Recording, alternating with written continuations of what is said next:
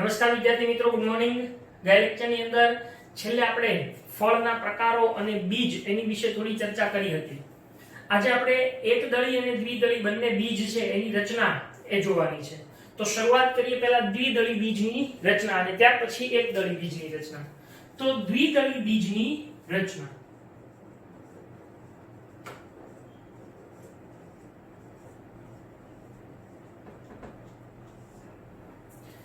सामान्य रीते जे द्विदળી बीज છે એ મુખ્યત્વે અભ્રૂણપોષી બીજ છે।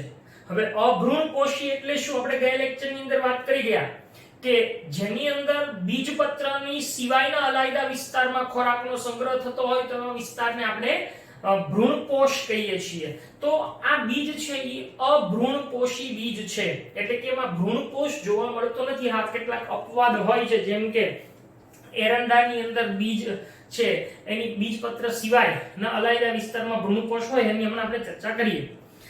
તો અહીંયા આગળ મુખ્યત્વે જે દ્વિદળી બીજ છે એની ફરતે જે ચોક્કસ આવરણ આવેલું હોય છે એને બીજાવરણ તરીકે ઓળખવામાં આવે છે। એટલે દ્વિદળી બીજની ફરતે જે આવરણ હોય તેને બીજાવરણ તરીકે ઓળખાય છે। આ બીજાવરણમાં બે સ્તર હોય, એક બહારનું બાહ્ય બીજાવરણ અને અંદરનું અંતઃ બીજાવરણ, એવા બે મુખ્યત્વે બીજ આવરણો આવેલા હોય છે।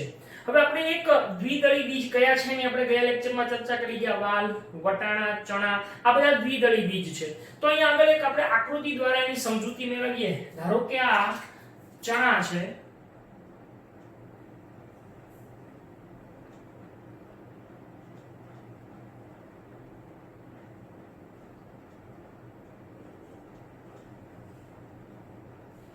બરાબર। હવે આ ચણાનું બીજ છે તો એની અંદર અહીંયા આગળ એક ખાસ પ્રકારની રચના જોવા મળે છે, એક ચાઠા જેવું જોવા મળે। ચાઠું એટલે ખબર પડે ને, આપણે વાઈ ગયું હોય કે કેમ, અથવા તો કંઈક સોજી ગયું હોય તો ચાઠા પડી જાય એમ કે એ ચાઠા જેવી રચના જોવા મળે છે। એ ચાઠા જેવી રચના એને નાભી અથવા તો એને બીજ કેન્દ્ર, અંગ્રેજીમાં એને હિલમ કહેવાય છે। તો આ હિલમ અથવા બીજ કેન્દ્ર છે અને એ બીજ કેન્દ્રની ઉપર પાછો એક નાનું અમથું છિદ્ર જેવી રચના હોય છે। આવી આ છિદ્રને બીજ છિદ્ર તરીકે ઓળખવામાં આવે છે। તો આ જે બીજ છે એની અંદર જે બ્લેક કલરની રચના છે એને શું કહેવાય છે? બીજ કેન્દ્ર, અથવા તો એનું બીજું નામ છે નાભી। અને આ જે ગ્રીન કલરની રચના છે એ ગ્રીન કલરની રચનાને શું કહેવાય છે? બીજ છિદ્ર તરીકે ઓળખવામાં આવે। અને આવડું આ બહારનું આવરણ છે એને શું કહેવાય છે? બીજાવરણ। હવે આ બીજાવરણની અંદર જે ચાઠા જેવી રચના છે એને બીજ કેન્દ્ર અથવા નાભી કહેવાય છે અને એની ઉપર એક છિદ્ર હોય જેને બીજ છિદ્ર કહેવાય। આ જે બીજ કેન્દ્ર છે એ શું દર્શાવે છે? તો કે એ બીજનું ફળ સાથેનું જોડાણ દર્શાવે છે। એટલે બીજ એ ફળ સાથે એ જગ્યાએ જોડાયેલું હોય છે। હવે આ જે બીજાવરણ છે એ બીજાવરણની અંદર શું હોય? તો કે બીજાવરણની અંદર ખાસ કરીને ભ્રૂણ, અને એ ભ્રૂણ છે એ મુખ્યત્વે શું ધરાવતો હોય? તો કે એક ભ્રૂણધરી અને બે બીજપત્ર ધરાવતો હોય છે। હવે આપણે એની પણ આકૃતિ દ્વારા સમજૂતી મેળવીએ। બરાબર, ધારો કે એક આ વાલના બીજની રચના, સોરી આ ચણા છે એની રચના હોય તો એની અંદર આપણને આવું જોવા મળે છે। આવી ઓલરેડી આપણે અગાઉ આકૃતિ ચેપ્ટરના શરૂઆતમાં ભણી ગયા છીએ। બરાબર, જો આ શું છે? તો આ ભ્રૂણ છે। હવે ભ્રૂણનો જે ઉપરનો ભાગ છે એને આપણે શું કહીએ છીએ? ભ્રૂણાગ્ર। અને આ નીચેના ભાગને આપણે શું કહીએ છીએ? ભ્રૂણ મૂળ। બરાબર, અને આ જે ગ્રીન કલરના છે બંને એને શું કહેવામાં આવે છે? બીજપત્રો। બરાબર, આ શું છે? બીજપત્રો, આ બંને। ઓકે, એટલે અહીંયા હું એક બીજપત્ર લખું, આ બંને છે ઈ બીજપત્રો છે। હજી તમને સ્પષ્ટ બતાવું તો વાલના બીજની જો રચના દોરીએ આપણે તો વધારે આપણને સ્પષ્ટ થશે કે વાલનું બીજ છે એ આવું જોવા મળે છે। એની ફરતે અહીંયા આગળ આપણને બીજાવરણ જોવા મળે છે.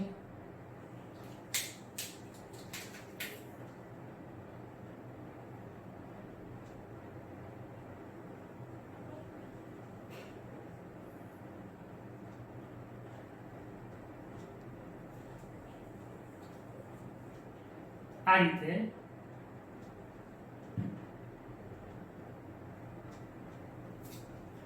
વાલનું બીજ આપણને આમ જોવા મળે છે.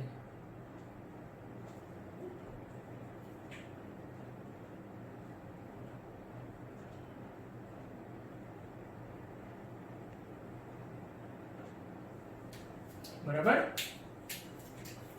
હવે અહીંયા આગળ આ બે બીજપત્રો છે.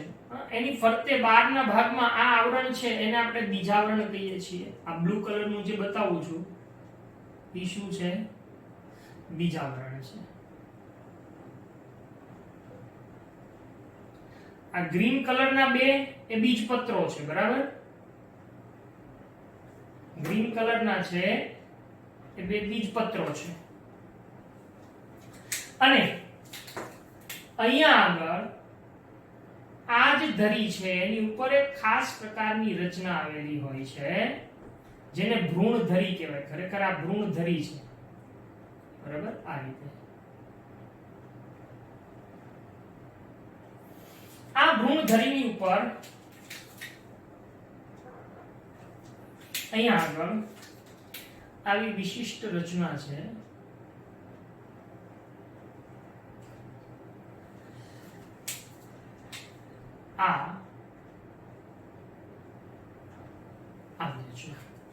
હવે જો ખાસ યાદ રાખજો આ વાલનું બીજ છે તો એની અંદર આ જે બહારનો બ્લુ કલરનો ભાગ છે એને શું કહેવામાં આવે છે? બીજાવરણ કહેવાય છે. બરાબર. આ ગ્રીન કલરના બે છે એને આપણે શું કહીએ છીએ? તો કે ઈ બીજપત્રો કહેવાય છે. હવે આ જે ભ્રૂણધરી છે એનો એક છેડો અહીંયા આગળ એને શું કહેવામાં આવે છે? ભ્રૂણ મૂળ. શું છે? ભ્રૂણ મૂળ. અને એનો ઉપરનો ભાગ છે એને આપણે શું કહીએ છીએ? ભ્રૂણાગ્ર તરીકે ઓળખવામાં આવે છે. હવે અહીંયા આગળ આ જે વિસ્તારો છે જે ભ્રૂણ મૂળ જ્યાં આગળથી ઉત્પન્ન થતું હોય એને શું કહેવામાં આવે છે? એને અધરાક્ષ કહેવાય છે. અને આ ભ્રૂણાગ્ર છે એનો જે ટોચનો ઉપરનો ભાગ હોય એને ઉપરાક્ષ તરીકે ઓળખવામાં આવે. એટલે ઉપરાક્ષ અને અધરાક્ષ એવા બે ભાગ જોવા મળે છે. તો આ બંને બીજપત્રો છે આની અંદર કોઈ અલાયદો વિસ્તાર નથી કે જ્યાં ખોરાકનો સંગ્રહ થાય. એટલે આ અભ્રૂણપોષી બીજ છે. પણ એરંડી છે એ એરંડાના બીજની અંદર શું જોવા મળે છે? તો કે બેવડું ફલન જોવા મળે છે. આ બેવડા ફલનની વાત આપણે 12 સાયન્સની અંદર કરવાના છીએ પ્રકરણ નંબર 2 ની અંદર. તો એ બેવડું ફલન થાય છે ત્યારે એની અંદર ભ્રૂણપોષની રચના થાય છે. એટલે એરંડીનું દ્વિદળી બીજ છે એ ભ્રૂણપોષી છે જ્યારે આ બધા અભ્રૂણપોષી બીજ જોવા મળે છે. તો આ રીતે દ્વિદળી બીજની રચના આપણને જોવા મળે. તો દ્વિદળી બીજની રચનામાં આપણે જે ચર્ચા કરી ગયા એની અંદર જે બીજ છે એની ફરતે શું આવેલું હોય છે? બીજાવરણ આવેલું હોય છે. આ બીજાવરણ એ મુખ્યત્વે કેટલા સ્તરો ધરાવે છે? 2 સ્તરો ધરાવે છે. ઓકે. કયા કયા 2 સ્તરો ધરાવે છે? તો કે એક બાહ્ય અને એક અંતઃ. બરાબર. બાહ્ય અને અંતઃ એટલે કે બાહ્ય બીજાવરણ અને અંતઃ બીજાવરણ કહેવાય છે. હવે બીજી એક વાત અગત્યની જે કીધી કે આ બીજાવરણની ઉપર શું જોવા મળે છે? તો કે બીજાવરણ પર એક ચાઠા જેવી રચના. એ ચાઠા જેવી રચનાને શું કહેવાય છે? બીજ કેન્દ્ર કે નાભી તરીકે ઓળખવામાં આવે છે. તો આવું નાભી અહીંયા જોવા મળે છે. અને આ નાભીની ઉપર શું જોવા મળે છે? એક નાનકડું છિદ્ર. પણ એની પહેલા કે આ ચાઠા જેવી રચના છે એ બીજ કેન્દ્ર કે નાભી કહેવાય છે કે જે બીજનું ફળ સાથેનું જોડાણ દર્શાવે છે. બરાબર. ત્યાર પછીની વાત જે આપણે કરીએ છીએ કે અહીંયા આગળ જે બીજ કેન્દ્ર છે એની ઉપર શું જોવા મળે છે? એક છિદ્ર જોવા મળે છે. આ છિદ્રને શું કહેવાય છે? બીજ છિદ્ર તરીકે ઓળખવામાં આવે છે. અહીંયા આગળ જે બીજાવરણ છે એની અંદર શું જોવા મળે છે? ભ્રૂણ જોવા મળે છે. આ ભ્રૂણ એ મુખ્યત્વે શું ધરાવે છે? તો કે ભ્રૂણ છે એ મુખ્યત્વે ભ્રૂણધરી અને 2 બીજપત્રો ધરાવે છે. હવે આ બીજપત્રો શું છે? તો કે બીજપત્રો છે એ એકદમ માંસલ હોય અને સંચિત ખોરાકથી સમૃદ્ધ હોય, એની અંદર ખૂબ ખોરાક ભરેલો હોય છે. બરાબર? એટલે બીજપત્રોની વાત કરીએ તો બીજપત્રો છે એ માંસલ હોય છે અને સંચિત ખોરાકથી સમૃદ્ધ હોય છે.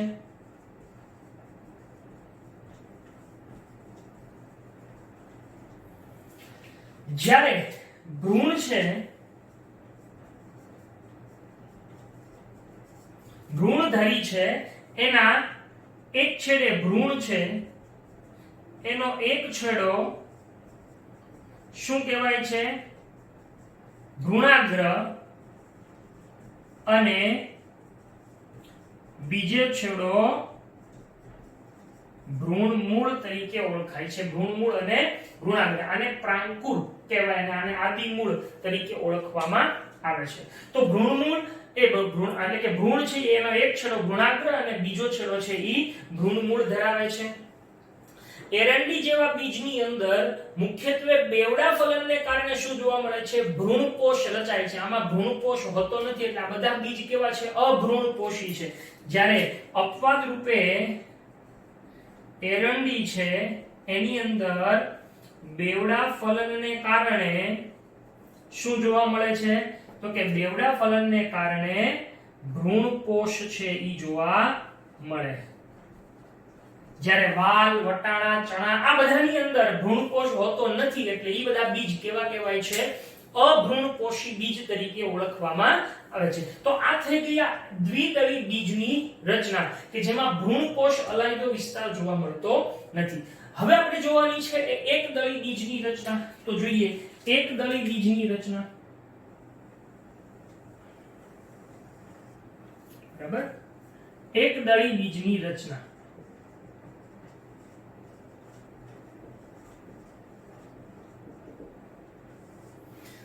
હવે સામાન્ય રીતે એકદળી બીજ કોને કહેવાય? આપણે ગયા લેક્ચરની અંદર ચર્ચા કરી કે જેની અંદર એક જ બીજપત્ર હોય અને એકદળી બીજ તરીકે ઓળખીએ છીએ. તો અહીંયા આગળ એકદળી બીજનું શ્રેષ્ઠ ઉદાહરણ છે મકાઈ.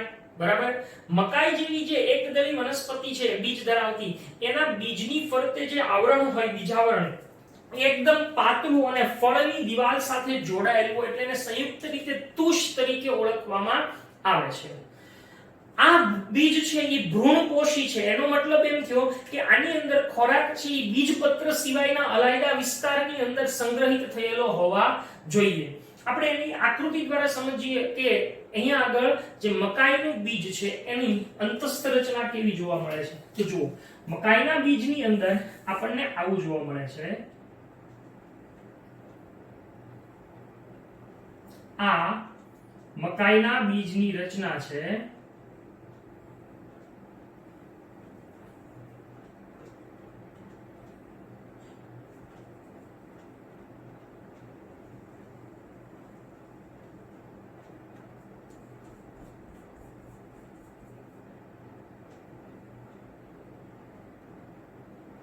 બરાબર? આ પ્રકારે મકાઈનું બીજ છે એ આપણને જોવા મળે છે. સહેજ આ હવે આ મકાઈના બીજની રચનામાં જો જોઈએ તો આ સૌથી બહારનું બીજનું આવરણ છે એની ફરતે અહીંયા આગળ આવી એક ખાસ પ્રકારની રચના જોવા મળે છે.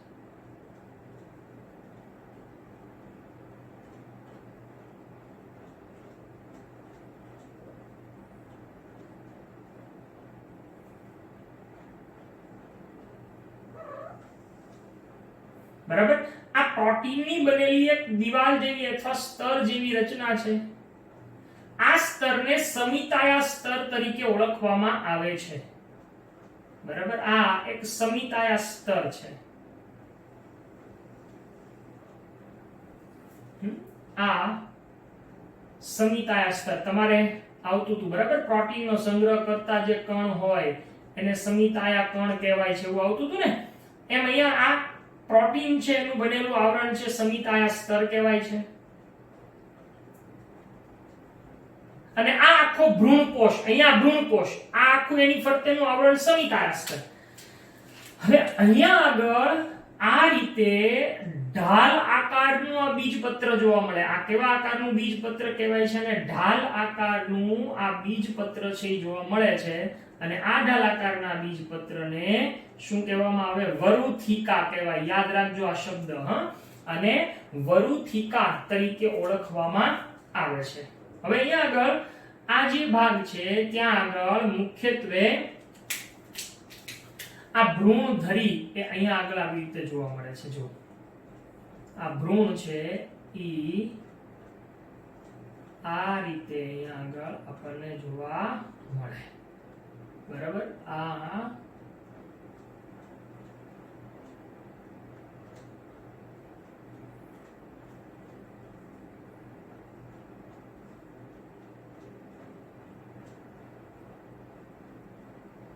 આમ અને અહીંયા આગળ આ. તો આવી કંઈક રચના એ કોની જોવા મળે છે? એક દળી બીજની રચના છે. હવે જુઓ અહીંયા જે બહારનું આવરણ છે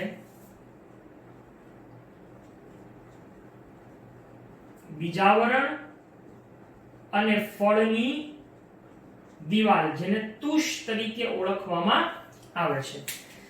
ત્યાર પછી આ જે આવરણ છે બ્લુ કલરનું એને શું કહેવાય છે? સમિતાયા સ્તર કહેવામાં આવે છે અથવા સમિતાયા આવરણ કહેવાય છે. આની વચ્ચેનો બરાબર જે આખો વિસ્તાર છે એને આપણે શું કહીએ છીએ? ભ્રૂણકોષ કહીએ છીએ. આ લાલ કલરનું આખું છે ઢાલ આકારનું ઈ શું કહેવાય છે? એને વરુથિકા તરીકે ઓળખાય છે.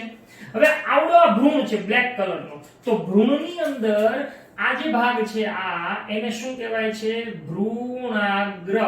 અને આ ભાગ છે એને શું કહેવાય છે? ભ્રૂણ મૂળ. હવે ભ્રૂણાગ્ર છે એનું રક્ષણ કરતું એક આવરણ જોવા મળે છે અહીંયા આગળ. આ બ્લેક કલરનું આવરણ, આને શું કહેવાય છે ખબર છે? ભ્રૂણાગ્ર ચોલ. શું કહેવાય છે? ભ્રૂણાગ્ર ચોલ. અને ભ્રૂણ મૂળનું રક્ષણ કરતું આવરણ છે એને શું કહેવામાં આવે છે? ભ્રૂણ મૂળ ચોલ તરીકે ઓળખવામાં આવે છે. એટલે આ બંને છે એ રક્ષણનું કાર્ય કરે છે. તો આવી રીતે એક દળી બીજની રચના આપણને આવી જોવા મળે છે. હજી જો તમે એનો બીજી રીતે છેદ જુઓ તો તમને વધારે સ્પષ્ટ થશે. અહીંયા માત્ર સમજૂતી માટે તમને દોરી દઉં છું આ રીતે.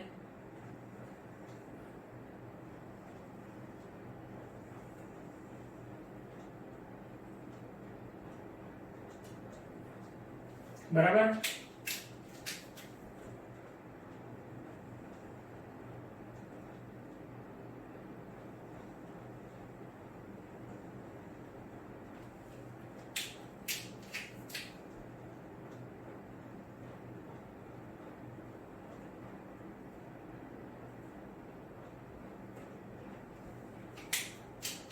અને અહીંયા આગળ આ ભ્રૂણ છે. બરાબર, આ ભ્રૂણ, આ મકાયક છે ભ્રૂણ, આ ભ્રૂણકોષ અહીંયા છે એ ભ્રૂણકોષ. બરાબર છે. તો આવી રીતે આપણને જોવા મળે છે. તો એક દળી બીજની રચના અને દ્વિદળી બીજની રચનામાં ફેર શું? આની અંદર ભ્રૂણકોષ છે, આમાં ભ્રૂણકોષ નથી. અપવાદ રૂપે કોણ છે? એરંડી. એમ આ બીજ ભ્રૂણકોષી છે પણ એમાં પણ અપવાદ છે. જેમ કે ઓર્કિડ નામની વનસ્પતિ, ઓર્કિડ છે એ એક દળી છે પણ એની અંદર ભ્રૂણકોષ નથી એટલે એ અભ્રૂણકોષી છે. બરાબર, એટલે આ પણ વસ્તુ તમારે ખાસ યાદ રાખવાની છે. તો જુઓ એક દળી બીજની રચનામાં શું જોવા મળે છે? તો કે બીજ છે એ મુખ્યત્વે કેવું હોય છે? ભ્રૂણકોષી હોય છે. પરંતુ કઈ વનસ્પતિ? ઓર્કિડ છે એ કેવી હોય છે? અભ્રૂણકોષી હોય છે. બીજી વાત કે બીજની ફરતે બીજાવરણ કોના બીજની ફરતે? અહીંયા આપણે લખીએ છીએ મકાઈ. હા, મકાઈના બીજની ફરતે બીજાવરણ છે ઈ કેવું હોય છે? પાતળું અને ફળની દિવાલ સાથે જોડાયેલું હોય એટલે એને સંયુક્ત રીતે શું કહેવાય છે? એને સંયુક્ત રીતે તુષ કહેવામાં આવે છે. બીજું, અહીંયા આગળ જે ભ્રૂણપોષ છે એ ખૂબ જ જથ્થામય અને એક ખોરાક સંગ્રહ કરતું હોય છે. બરાબર છે? એટલે ભ્રૂણપોષ એ જથ્થામય અને ખોરાકનો સંગ્રહ કરે છે. જ્યારે ભ્રૂણ હોય એ ક્યાં હોય? તો કે ભ્રૂણ છે એ ભ્રૂણપોષના બીજા છેડે જોવા મળે છે. એટલે કે ભ્રૂણપોષના એક છેડે શું જોવા મળે છે? ભ્રૂણ જોવા મળે છે. બરાબર. બીજું, હજી એક પણ વાત આપણે લઈ લઈએ કે આની ફરતે, ભ્રૂણપોષની ફરતે શેનું આવરણ આવેલું હોય છે? તો કે ભ્રૂણપોષ છે એની ફરતે શેનું આવરણ આવેલું હોય છે? પ્રોટીનનું એક આવરણ આવેલું હોય છે જેને શું કહેવાય છે? સમિતાયાસ્તર તરીકે ઓળખવામાં આવે છે. બરાબર? આ પ્રોટીનનું આવરણ એને સમિતાયાસ્તર તરીકે આપણે ઓળખીએ છીએ. ત્યાર પછી ભ્રૂણ છે એ ક્યાં આવેલું હોય છે? તો કે ભ્રૂણ છે એ ભ્રૂણપોષના એક છેડે આવેલું હોય છે.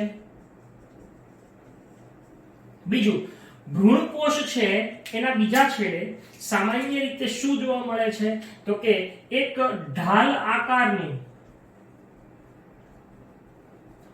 બીજપત્ર છે જેને શું કહેવાય છે? વરુથિકા કહે. હવે જુઓ તો તમે આ લાલ કલરની વરુથિકા આ બીજપત્ર છે, પણ બીજપત્રની સિવાય અહીંયા ભ્રૂણકોષ છે એટલે શું થયું? ખોરાકનો સંગ્રહ અહીંયા થાય. જ્યારે આની અંદર આ બીજપત્રમાં પોતાનામાં જ થાય. ખબર પડે છે? એટલા માટે આને ભ્રૂણપોષી બીજ તરીકે ઓળખવામાં આવે છે. પણ અપવાદ તરીકે કોણ છે? ઓર્કિડ એમની અંદર અપવાદ છે. તો ઢાલાકારનું બીજપત્ર છે જેને વરુથિકા કહે છે. આ વરુથિકાની ઉપર એક ભ્રૂણ છે એ ગોઠવાયેલો હોય છે. આ ભ્રૂણ છે એ મુખ્યત્વે શું ધરાવે છે? તો કે ભ્રૂણ છે એમાં ભ્રૂણાગ્ર અને ભ્રૂણ મૂળ જોવા મળે છે. એક છેડે ભ્રૂણ મૂળ અને બીજે છેડે ભ્રૂણાગ્ર જોવા મળે છે ધરી ઉપર. અને ભ્રૂણાગ્ર છે એનું રક્ષણ કરતું આવરણ અને ભ્રૂણ મૂળનું રક્ષણ કરતું આવરણ શું આવેલું હોય છે? તો કે ભ્રૂણાગ્રનું રક્ષણ કરતા આવરણને શું કહેવાય છે? ભ્રૂણાગ્રચોલ. અને ભ્રૂણ મૂળનું રક્ષણ કરતા આવરણને ભ્રૂણ મૂળ ચોલ તરીકે ઓળખવામાં આવે છે.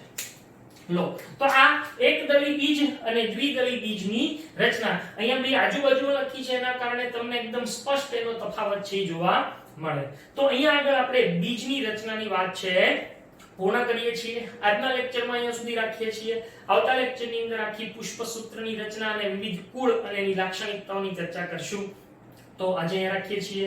Thank you.